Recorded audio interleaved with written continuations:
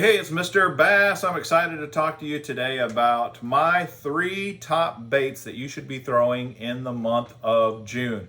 It is June 2022, and this is fun fishing time. I love fishing May, June. July doesn't get as fun, or the fun slows down, let's put it that way. We're in post-spawn conditions now for the vast majority. Although we did have a really cool spring, so I guess it's possible that there might be a spawning fish or two left in the month of June, the very early part of the month. But for all intents and purposes, they're post-spawn, they're out, they're starting to move. And because they're starting to move, you've got to find them. Also, I need to take into account the shad spawn. The shad are spawning in a vast majority of the country starting sometime in May usually and going on into June. My shad spawn bait that I also think is an awesome bait to throw all through the month of June is a topwater, and specifically I'm going to go with a buzz bait. And when you're fishing the shad spawn, it needs to be white in color, and I have several buzz baits that I'm in love with. This one is the Boogerman Racket Buzz. Here's one in the package. See what it looks like. To me, this is just a superb shad spawn buzz bait. It's compact. It's incredibly noisy out on the water. It's just a killer bait. And I've really fallen in love with the Z-Man goat for my trailer on the back of this thing, and it just crushes it. The thing to keep in mind when you're fishing the shad spawn is it's a really good idea to try to identify how big the shad might be in your lake. If they're smaller and more compact, something like this Boogerman is going to be great. If they're much bigger, then you might need to go with something like this Booyah Squelcher.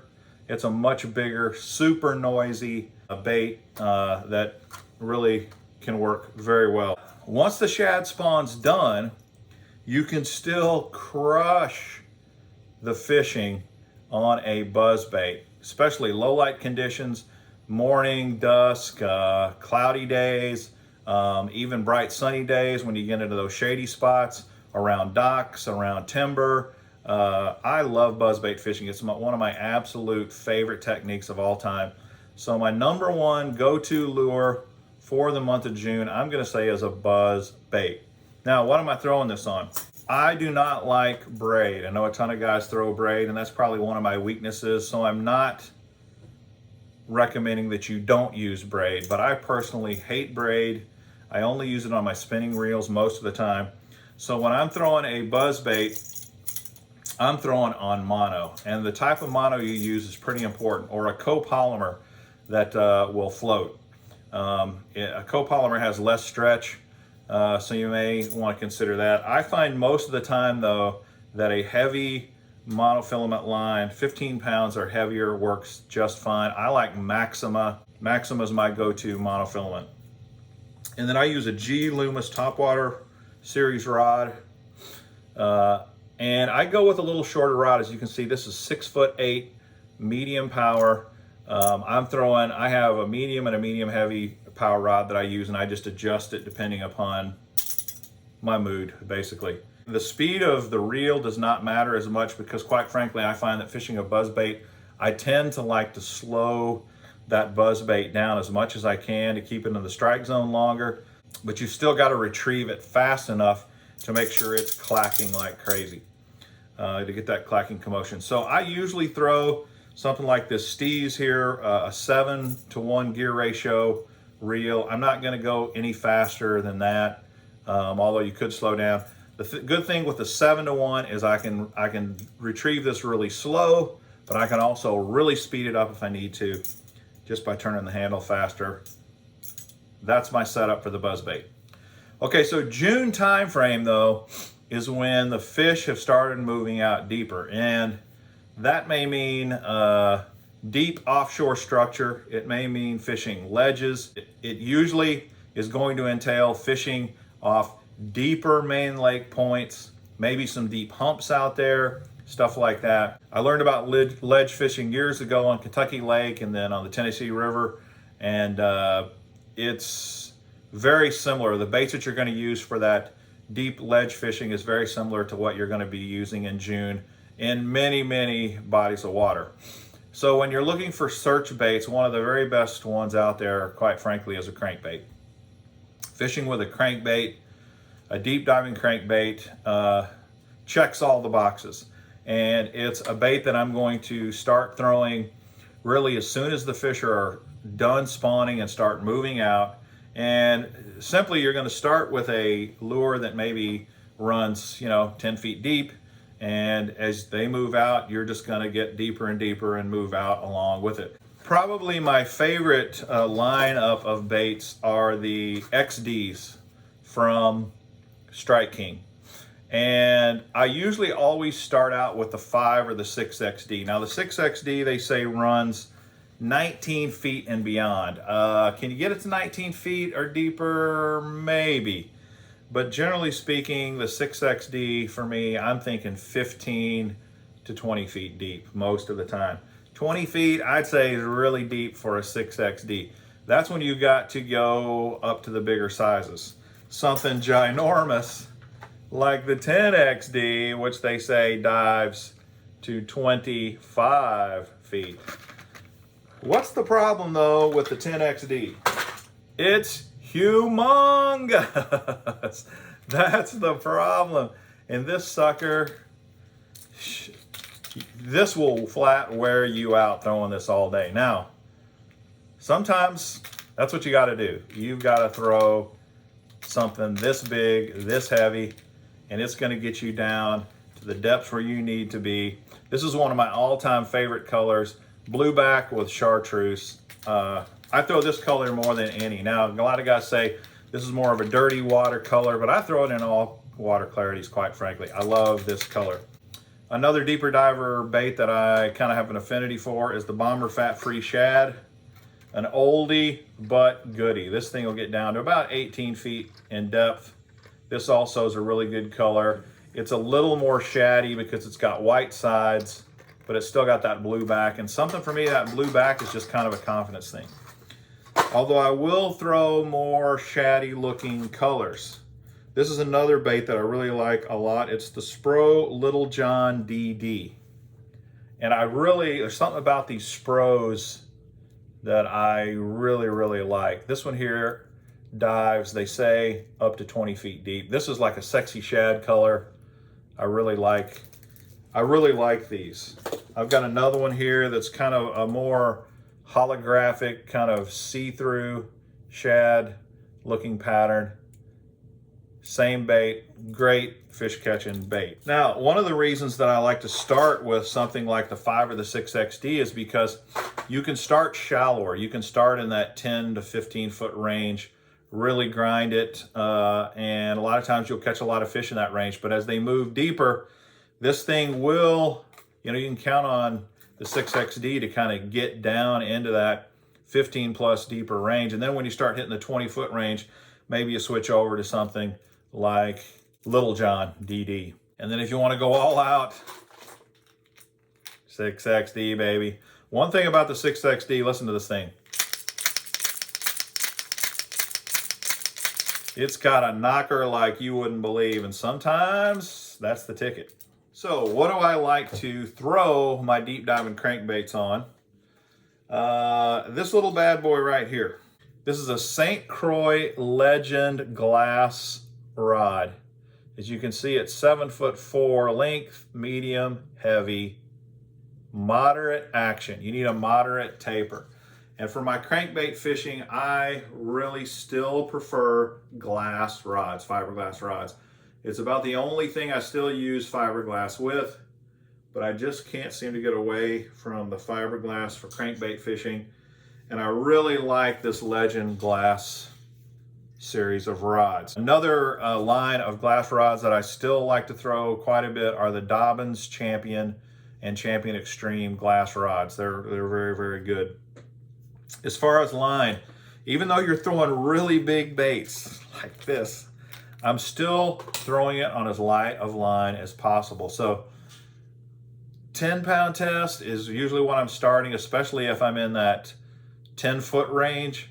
Then as I get a little deeper into the 15 to 20-pound range, I'm going to move up to 12-pound test. If I'm in if the super precarious sort of conditions where maybe I'm fishing around a ton of stumps or something that are deep, or maybe shell beds or things that do a lot of damage to the line, I might bump up to 14-pound test. But generally speaking, I'm not going to go above that 12 to 14-pound line. And then again, I always throw my crankbaits on a slower retrieve reel, usually in that 6.3 to 1, 6.4 to 1 is what I like. This is a great little reel here, the Lose Tournament Pro Speed Spool. This one I believe is a 6.4 to 1, and it works great for crankbaits. The third technique for me, it's so hard to nail down just three baits. I kind of wish I'd done 5, because 5 would make me feel much more comfortable, because I hate to leave out some of the others. But I'm going to go with a tried and true bait that I'm going to throw all through June and all through July and probably all through August as well, and that is a big worm. Now, the type of worm that I fish may change through those months, so I'm going to show you a couple of them that I really like. This is one that I've always fished the trick worm, but I started throwing the Magnum trick worms when I learned how to fish the ledges out at Kentucky Lake. A lot of guys were throwing the Magnum. I started throwing it. I'm throwing this on a big shaky head, and it works great. So this is really one of my very favorite worms, the Magnum trick worm. Now, what do you throw it on? This is this kind of a shaky head is something that a lot of guys throw out there on those ledges, and I've done it myself as well. But I do not like a screw lock keeper. Well, I'm not a huge fan of it. Especially one of the reasons I'm not a huge fan of it is because my very favorite shaky head, Magnum type shaky head bait isn't the Magnum trick worm. It's probably my second favorite. My very favorite is the Z-Man Mag Fatties. And of course, this is made out of Elastec, and Elastec is horrible on these little screw lock keepers. You can't do it. You just gotta throw this out. I got turned on to these Jewel jig heads that are basically a Magnum Finesse shaky head. It comes in 3 or 4 sizes, a 5/16, a 7/16, a 9/16.